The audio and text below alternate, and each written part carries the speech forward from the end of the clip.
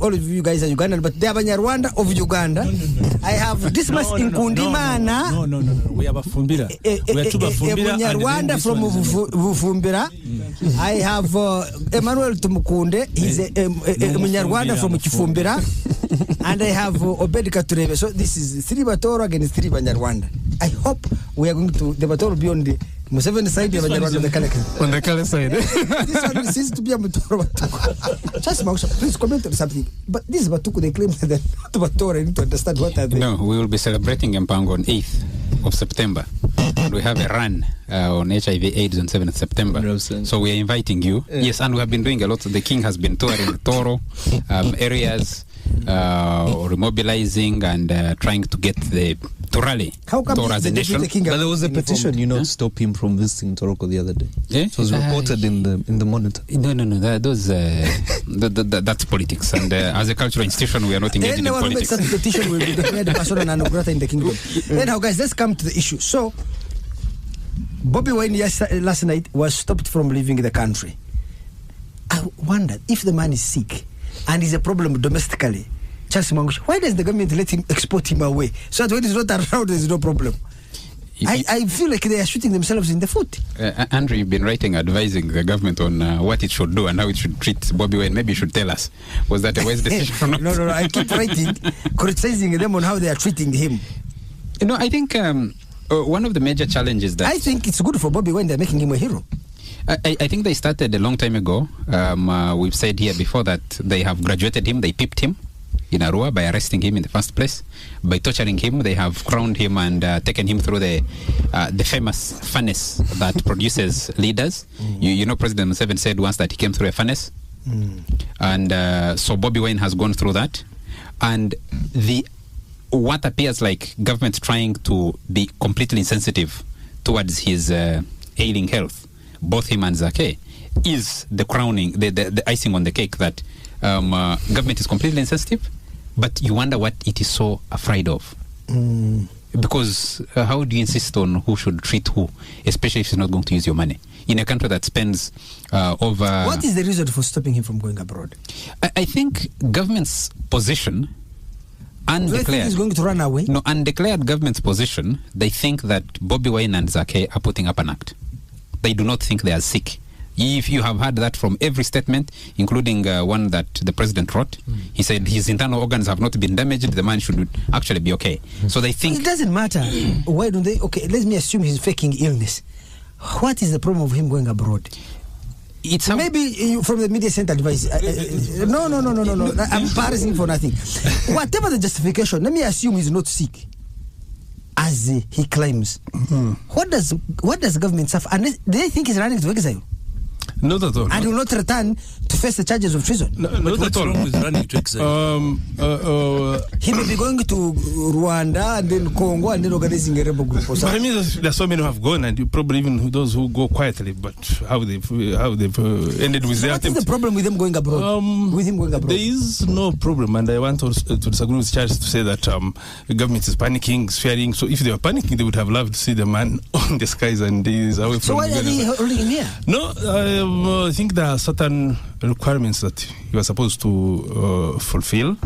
Besides, the DPP had written, because Uganda Law Society wrote to the DPP, insisting he has to order expert investigation to prove if the two were tortured. And government had to do that one and the DPP gave the timeline when they should have to answer him, so that probably he's able to communicate back to the Law Society, because I think there could be some litigations that could be being prepared. So, if Bobi Wine leaves, it is to the good of government, because wherever he goes, government can say, no, it's because we wanted him to stay around and do his medical tests. No, now he has gone and it's simple procedures, because they said, please, visited him, this is what we want, and of course he refused. Let me ask you a question. Has the government briefed you at media center on what to say about why the guy was stopped from traveling? No, it's not briefings, it's what we know. As a fact, the DPP wrote and wanted that. So what is the official position of government on stopping that Bobi Wine once and they have done the as instructed by DPP, he'll be let to go. Second, Then, the president in his letter said, of course, hold a second, the president in his own letter said that they had army doctors who have already examined him. So why don't those give a report to the DPP? But there's a version the DPP wanted, and which I think they wanted the medical joint something, including his family doctors, so that he gets a conclusion, not what would be perceived to be doctored, and that's what they stopped him. In fact, they visited him, said, "This is what you want to do," but he was adamant and felt he would just walk away like in his defiant mood. Must come and he was stopped. But I can't understand this entire long explanation. I think what the government is trying to manage is the public relations fallout that is going to happen when he goes out. You have seen that there's quite a lot of, in particular Bobi Wine, the international outcry about the manner in which he was treated is quite huge. And so if he goes, he's going to do interviews, he's going to speak to groups of people in Boston, or I don't know, he was going to which country. And, you know, as many people, he can travel as well as he wants, and can still rise up his political profile, so to say. So how does locking him up in Uganda stop his appeal abroad? Doesn't it reinforce it? Are they saying that he'll never travel abroad ever again? For record, there was an interface today, and I think soon he'll be a free person. Then he goes across the world, talk like the rest talked, and nothing changed anyway. Yeah, I'm that it had to be like that. I have heard. Obed has spoken. I have heard that as of today there were some movements in terms of getting an amicable understanding between part of his group, part of his team, speaking to government. So most probably Obed might be speaking to something that he's aware of. But in any event, for some of us who haven't had that position, that government position, what we are seeing in the public domain is wrong and wrong. A person like Zake seems as if he can't even raise his neck. I mean, you can't pretend to be that sick that you know the manner in which he's willed. No, you can't. So I do believe that they should be allowed to. Mukundimana, what is your own take? Well, I think for anyone that receives bail for the kind of charges Bobi Wine was up against, travel restrictions are part of that bail. That is now the law. The question is that why are there such travel restrictions? Because travel restrictions are imposed when the person concerned is likely not to return. In this case, if Bobi Wine is likely not to return, it is good for the government. It's a headache. So it is very clear that the kind of person will go abroad and return. So why stop him? Just one small correction. Bail conditions are spelled out in court. They are not assumed. They cannot be assumed. Yeah. So was it part of the condition of his bail? Part of the conditions? So, but that said, like this. So there is no condition on him not traveling. No, they left him with his passport. Yeah, but I was just saying that's part of those are some of the reasons why someone would fail to travel. But in this case, if it wasn't that case, then like Dismas said, my problem with Bobi Wine is not all this Robin Hood status that Bobi Wine has been given. For me, is not because he's such an existential threat to Museveni's grip on power. I think it's the response mechanism that the government has given Bobi Wine that has made him a hero. I think that instead of government focusing on Bobi Wine's style of politics, it should focus on the sentiment that he represents, that anti-establishment sentiment. How do they respond to it? How do they neutralize it? Other than attacking him, torturing him, I think they need to be, how can they quell that appeal of Bobi Wine without necessarily breaking the soul of the individual? This is a question. Could you answer it? Why is government trying to create a hero out of him? Is there strategy behind it, or this is just incompetence and bungling? They can't help it. They are a hammer, so every problem they see, they think is a knife. So, yeah, and I think we're increasingly going to see more of this. But are you saying that inside the Museveni government, this large administration, there is no one thoughtful enough to say, look, if we keep beating this guy, we're going to create a profile for him.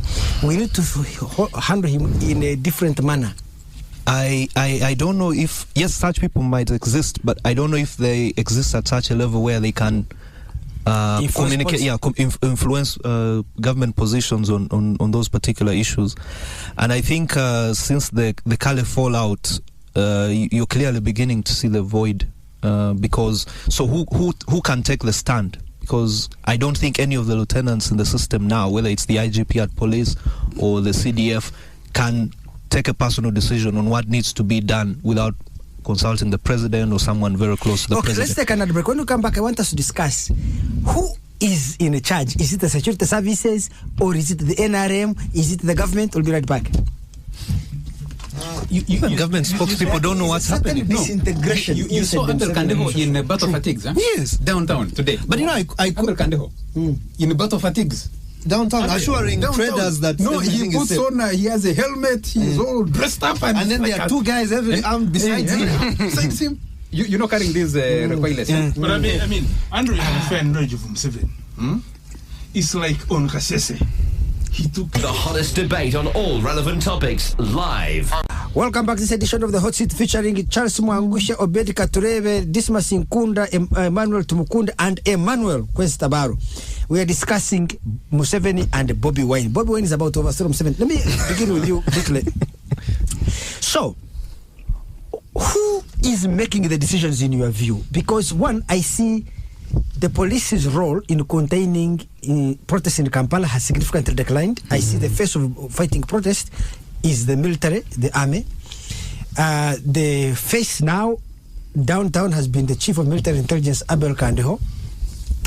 And yet, the struggle against Bobi Wine is, of course, a struggle that should not be conducted necessarily by the state, but by the NRM. I don't see any effort by NRM at counter mobilization. I don't see an effort by NRM at not even counter political mobilization, but even trying to build a counter narrative against Bobi Wine. So is Bobi Wine a security problem or a political problem? President Museveni doesn't see political problems. He sees security problems. That's not true. And he gravitates those into security problems. If you see, the drama around Bobi Wine going for treatment is exactly the same as we saw in 2011 with Kizza Besigye. The government was not deciding whether he should go, not actually intended to block him. There were a lot of protests. And then afterwards, they said, okay, he can go. They actually followed him, the ambulance, up to Entebbe airport and tried to restrain him from traveling. I think on the first day they stopped him from traveling, the KQ plane stayed waiting until much later when they finally decided to let him go, which exactly is what Obed is saying.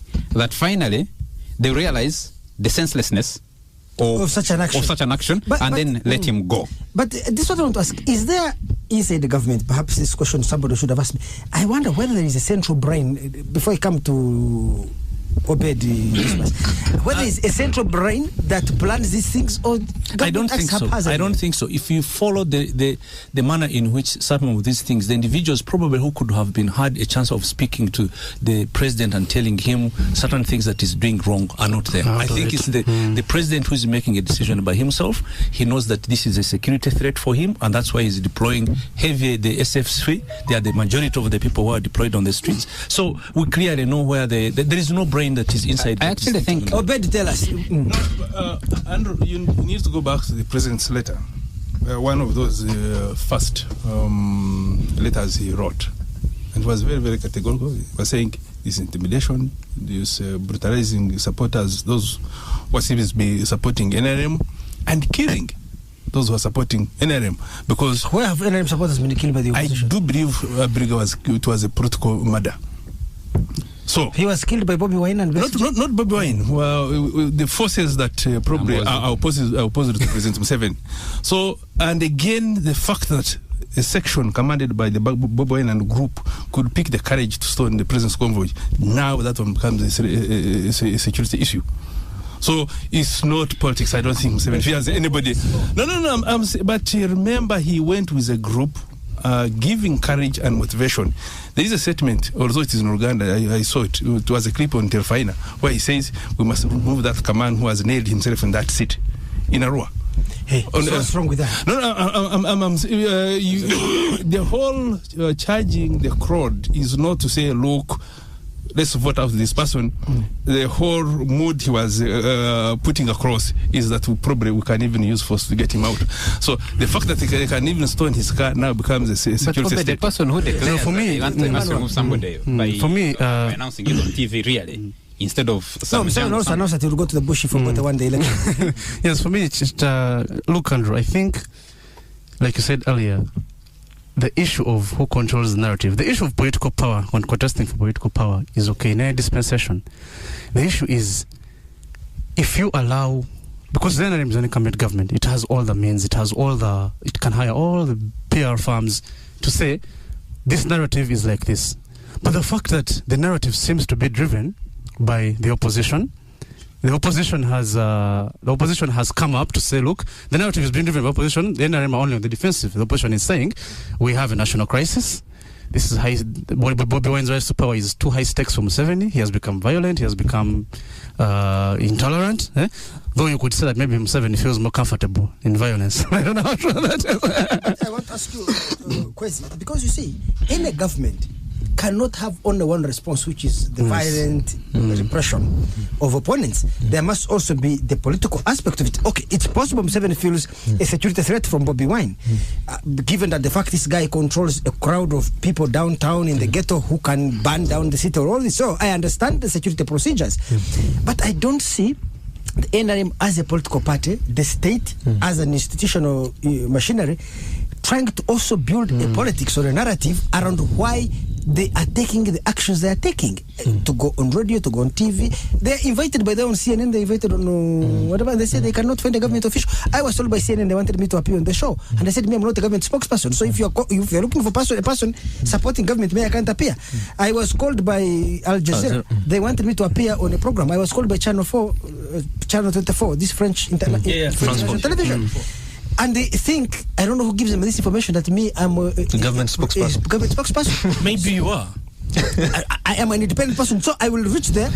If you want a person to consistently defend the government on these actions and provide a government view, I don't actually have it. You see? So, but I don't find that, what I'm asking is, why is there this absence, either within NRM or government machinery, an effort to also make their case domestically and internationally in the mass media? That's what I was asking one of the insiders, and he's because I asked him why he didn't appear on one of the morning shows on TV, and he said, look, we actually don't know what's happening. It's only the police and the army that knows what's happening. And one other thing he told me is there's actually counter-mobilization happening. But now, previously under Kali it was being done by the police, but now it's being done by the army. So in Chiseka, while on TV you're seeing the army running after protesters, they actually soldiers and other elements within the UPDF that go ahead to identify the ringleaders and try to convince them and get them out of the protests and the riots. So that could explain why, for example, you saw Abel Kandiho downtown today assuring the business community that everything is fine and that the army will make sure that these rioters don't cause any more chaos. So yes, the counter-mobilization is happening. The interesting question would be, why is it being done by the UPDF and not the NRM? But again, like the source told me, that clearly this is a matter that is being handled by the army, and for them, it's their job to do. Do we still have NRM?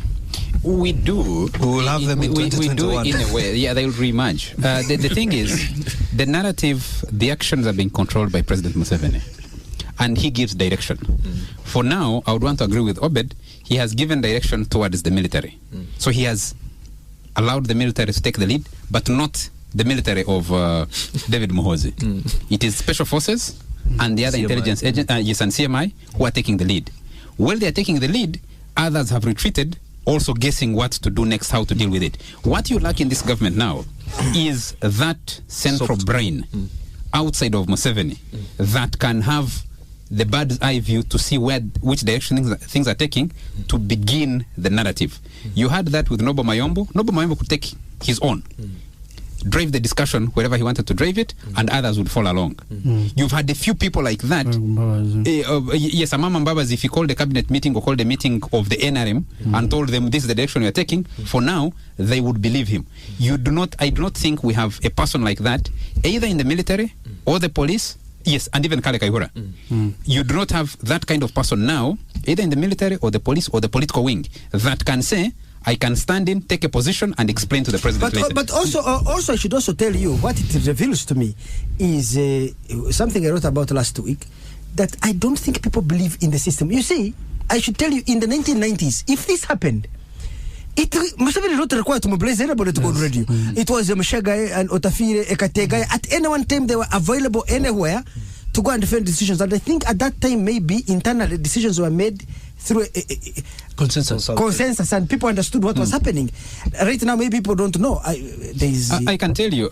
So people don't believe that what the government is doing is the right thing, and they're not part of it, and therefore I think that's why you see this. But you see, Andrew, if you look at just only one example of the letters the president has been writing, Is the spokesman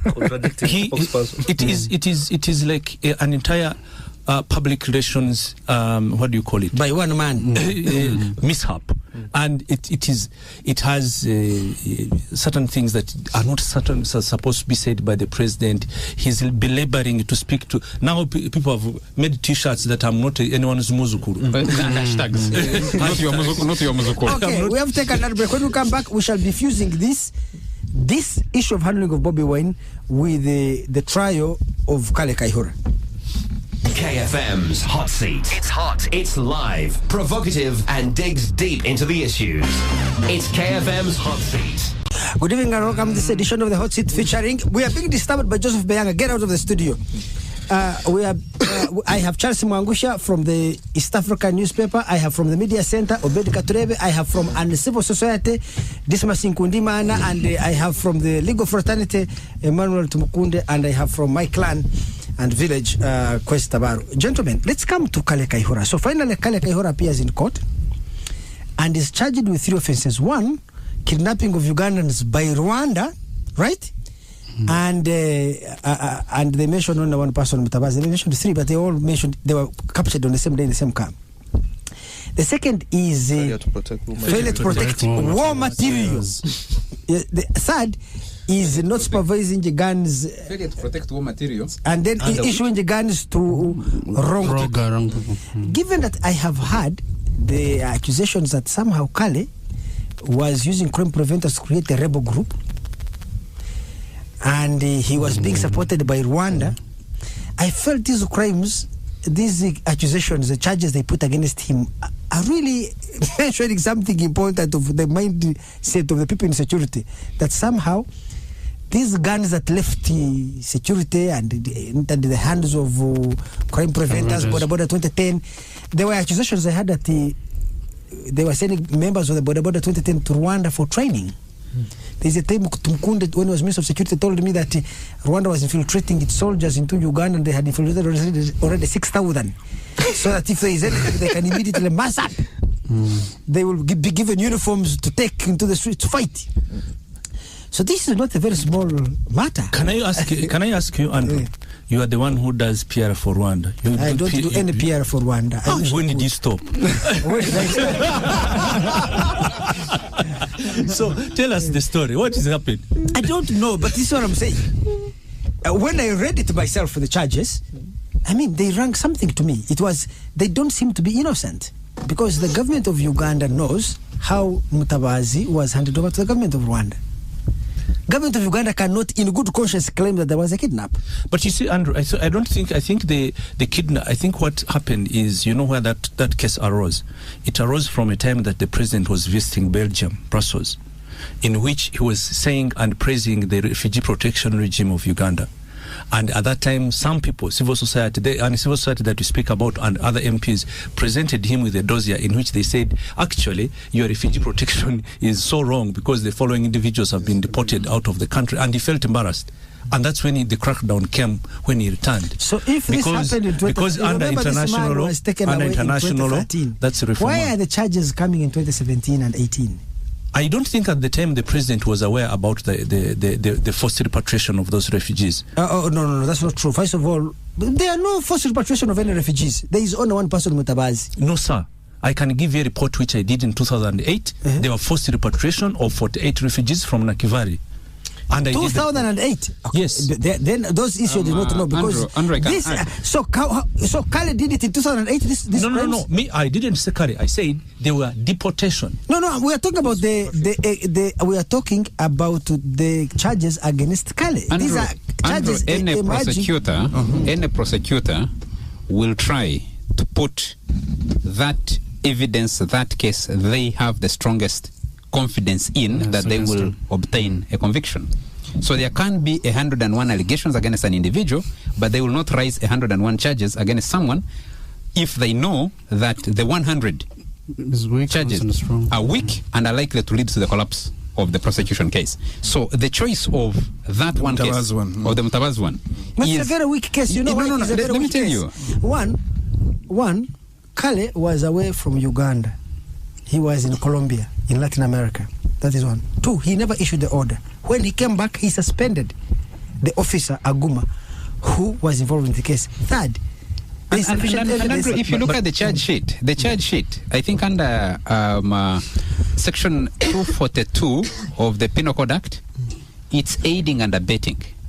It's not actual execution by himself. How did he aid and abet? I mean, those are the details we'd need to wait and see once the actual trial begins on 4th. No, it's mentioned on 4th September, and then we'll see what the details are. But I just wanted to add one small thing.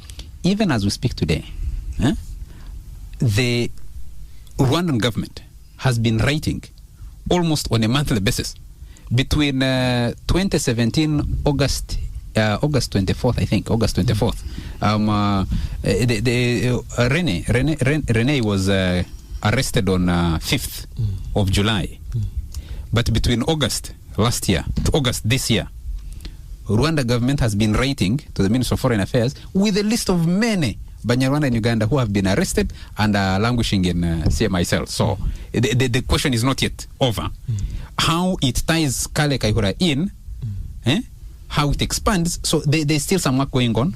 We'll just need to wait and see what the actual charge sheet, the actual detail looks like. You know, I don't want to go into conspiracy theories, but I want to, as journalists and as people who witness certain things, that Mutabazi man, I think there were 3 attempts to either kidnap him. One when he was still in Kasangati.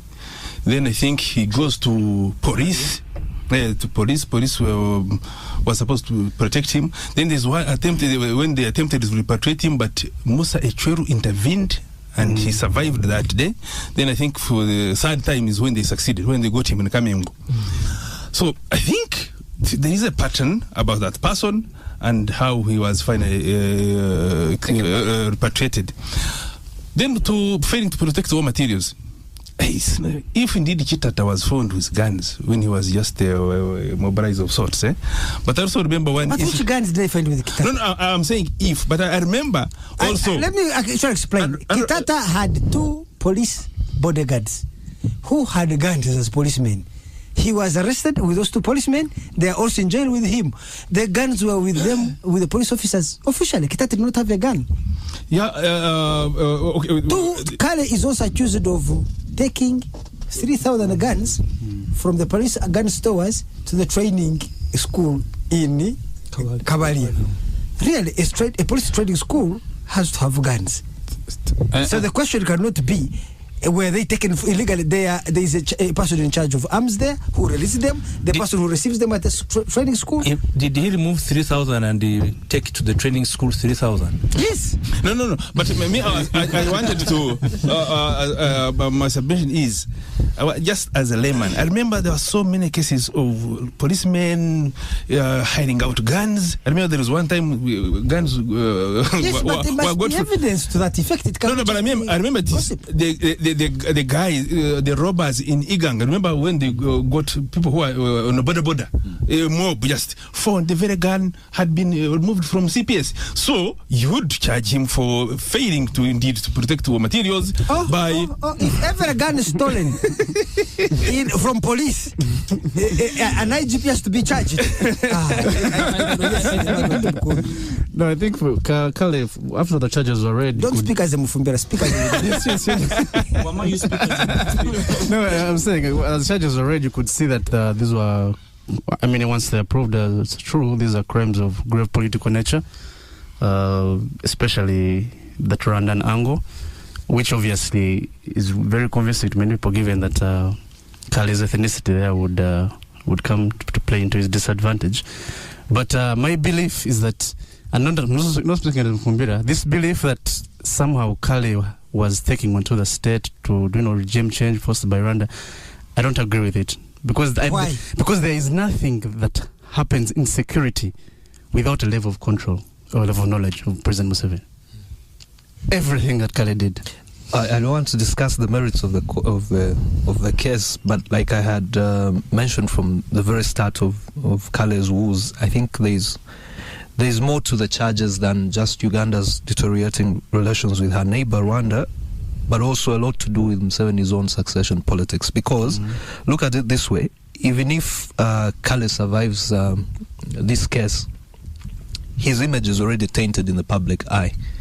And in Uganda, I think if he's to run as president or for any other position, just the idea that he is a Rwandan mole is enough to discredit him, knowing Uganda's history.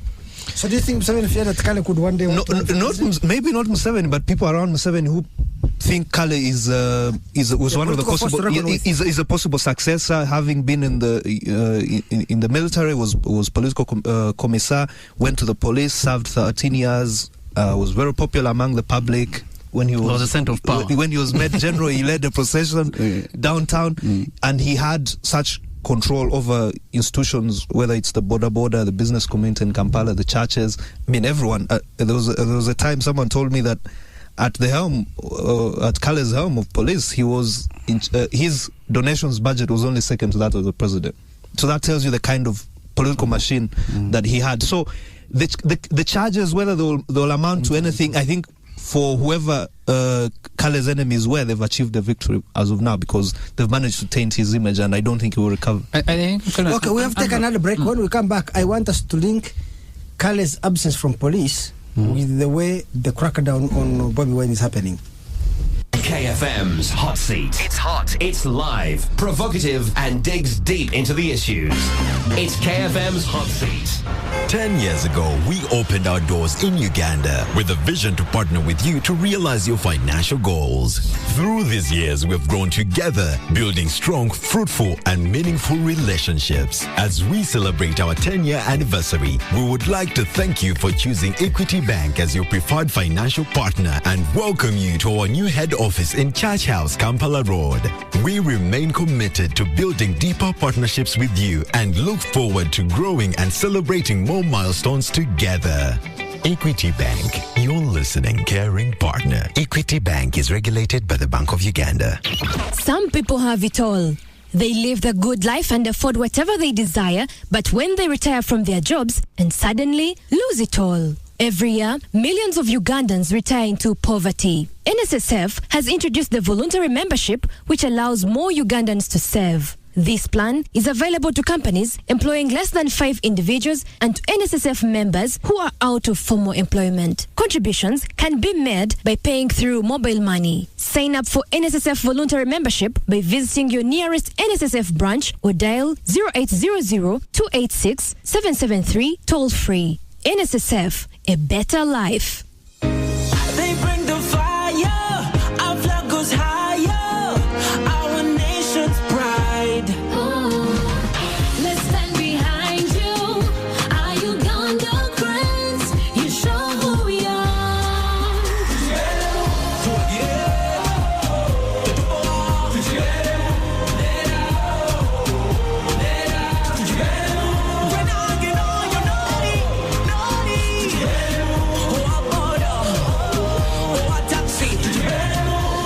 Get behind the Uganda Cranes on Uganda's journey to AFCON 2019. On Saturday, the 8th of September, we take on Tanzania's Taifa Stars. Tickets are on sale from 15,000 shillings and gates open at 4 p.m. Come to Namboni and make Uganda proud.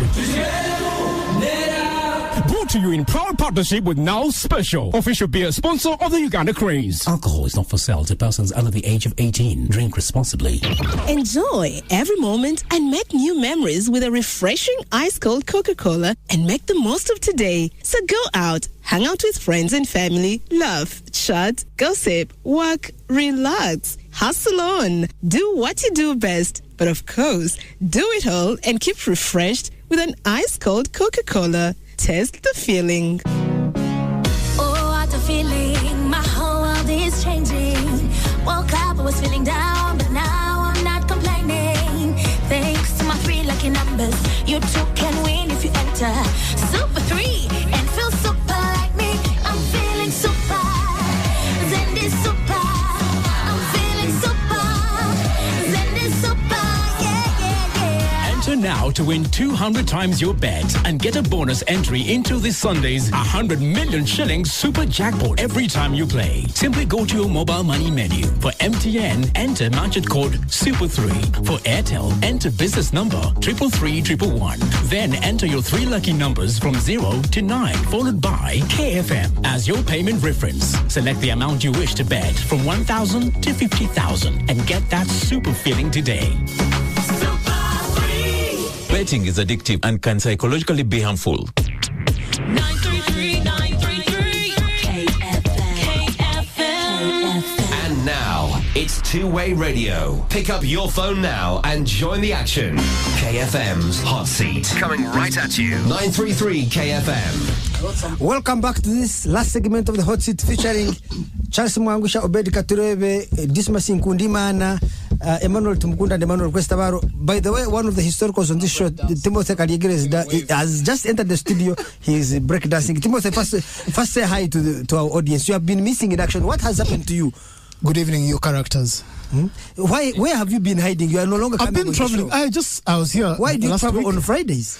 I have no idea. So you are here by order to be on this show next week on Friday, the week after that, and the week after that. If you don't, we shall declare you persona non grata in this country and will not allow you to leave the country. Okay, fine.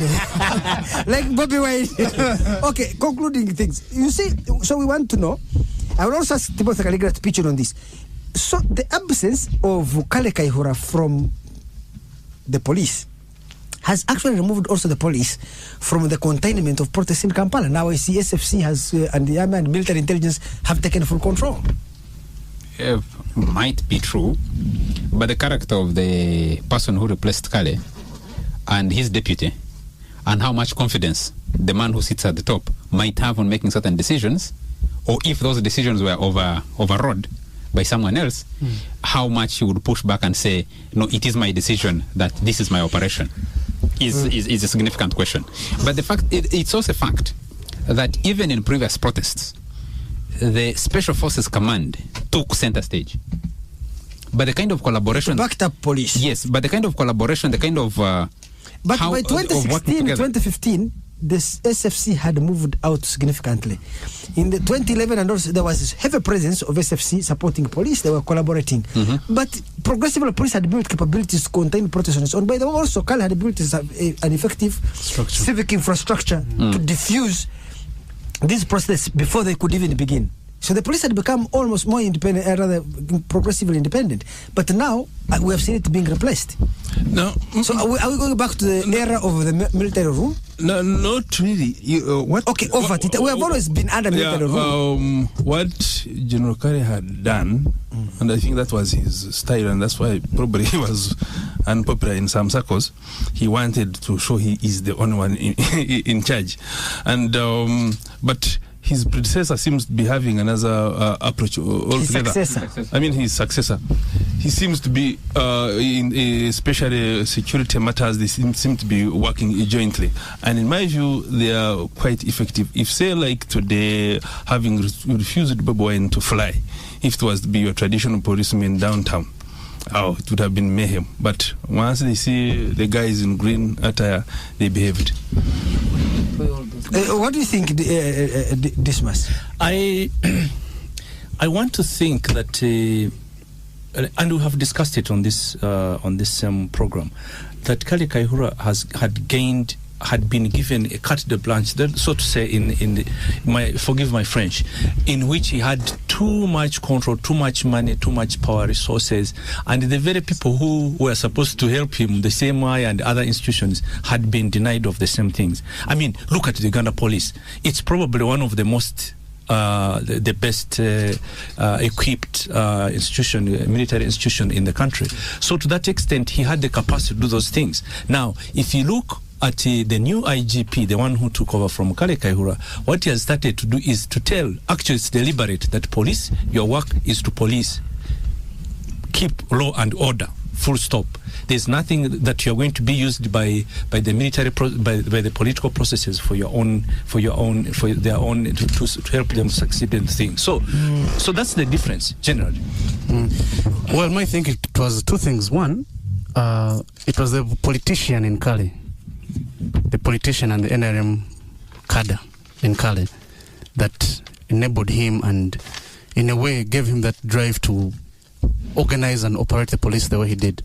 I don't think, if you look at how he used to meet protest leaders during the night, bribe, do border 2010 to quell the same protest they think are going to start.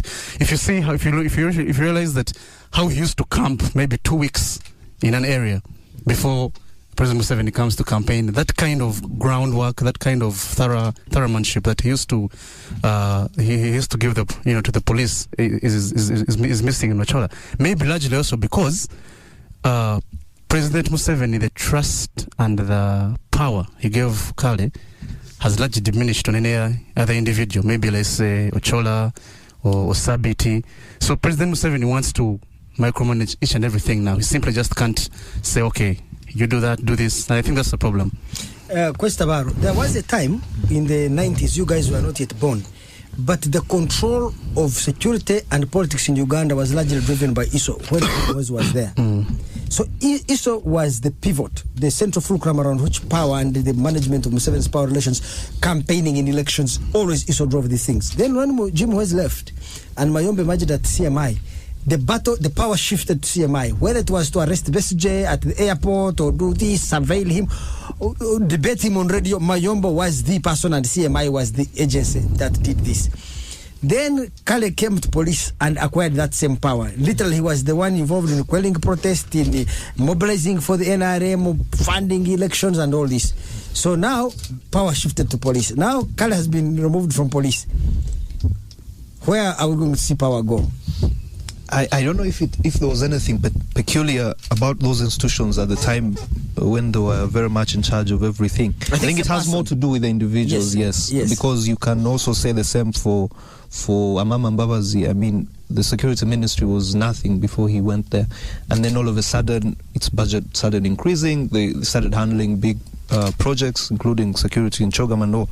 So I think it has more to do with individuals, but I think over time the talent at Museveni's disposal has also diminished because who is he going to pick up on now? Very few. Abel Kando at CMI may take the mantle. Not really. Or not really. But what is their claim to fame? They were not in the bush. All the individuals you've mentioned there were at some point in the bush with Museveni, so they had some stake in the game. For most of these guys, they are really career soldiers. Some of them have no claim to the revolution because by the time the NRM came into power, some of them were either in school or not yet even born. So it's very hard to, I think, inspire the motivation in them to really fight for this Museveni's thing. Give us your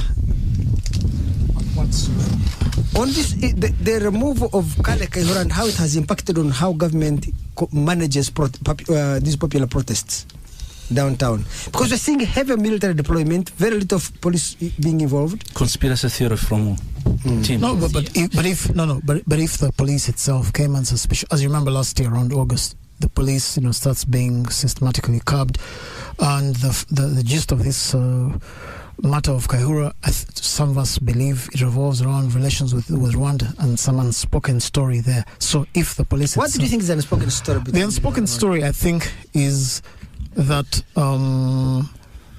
Uganda, this side, part number one, the Musevenis, for sentimental reasons, going back to the 80s, 70s, are kind of sympathetic to people in Rwanda who are now in, what you call opposition, and who have declared an open wish to remove Kagame from power. And because of that, then, part two, Rwanda now feels, you are siding with our enemies, sworn enemies. So let's take the fight to you. We shall not wait for that to happen to us. We shall preempt it by, in a sense. You're throwing stones when you're living in glass houses. Yes. So essentially, then they try to look for, pathways in Uganda in which they can gain a foothold to either push back against what they think is a threat by the Musevenis supporting the Nyamosa types and others. And that pathway seems to be through the police. And then, of course, from there onward, the police is seen as a fifth column. And so for that reason, it's not as though power shifted from Kaihura, the person, but the very institution called the police is now viewed with suspicion back as it was in the 1990s when the president felt the police is opposed to him. So for that reason, now he's going back to the default. The army, maintaining internal security, and the police being watched suspiciously. Timothy, why do you think during all these crises, it is only the president issuing statements? We don't see many people of NRM, ministers, security people going on radio. There were the Mayombos who would go on radio stations and the Tinyafuzas and their mamas and the Kategas and explain things. Well, right now we are seeing total shutdown. Well, like you said, as you said earlier, when a president becomes that dominant and rules by a certain degree of erratic policy and decree, a bit like what is in the US. How many US cabinet secretaries do you ever hear speak these days? It is basically Trump and his tweets and Trump directing, and the most you hear is the Secretary of State Michael Pompeo. All these, education secretaries, long time no hear of them since Trump was sworn in. So I think when the president feels he must take charge of a situation because of his experience, and then I guess his style increasingly is one of, you have to second guess him, like more his last days. What's the president thinking? Like, for example, when it came to what happened in Ngulu, he's brought a security report, and these people say, no, there was ABC, there was a scarf in Ngulu, the president frowns and whatnot. Okay, just to conclude, because we're running out of time, Timothy, do you think it is possible for Museveni to keep running government this way? Is it something sustainable? It's that not. Can be, because every week or every day these days he issues a statement or something. Yeah, in a week he has issued five. It is not desirable that he does so, but it is possible he can do. It's partly inevitable, and it's also possible he can do that, because to a large degree, even if you're a critic of his, as such as I am, I mean, just think of it in the wider sense. A large part of the Uganda army over the last 5-10 years has been deployed in Somalia, Central African Republic, South Sudan, and you might say traces of Democratic Republic of Congo, and maybe 1 or 2 battalions in Burundi. When you have the confidence to deploy about a third of your army to other countries to maintain peace. Equatorial Guinea, exactly. So when you can deploy, if you bring the troop strength together, you might find that, let's say, some of the mechanized units, about half of them were outside the country. When you have that confidence, can you picture Obote in 1984 with the UNLA, half the UNLAs in Tanzania and all this, when he needed not just the entire UNLA, but Tanzanian, Zambian and Kenyan troops to keep the situation in order? That bit of Museveni can have the confidence to have a large part of the army with its tanks abroad means the domestic situation, he might be weakening from where he was 10-15 years ago, but he's still strong relative to internal opposition. So I guess he can maintain that. Okay, we have to end the show right here. We have reached the... Oh, it's already 8 a.m. Thank you so much, gentlemen, for joining us. It's rather 8 p.m. Thank you so much for joining us, and our listeners, we clap for you. You are the greatest. Good evening.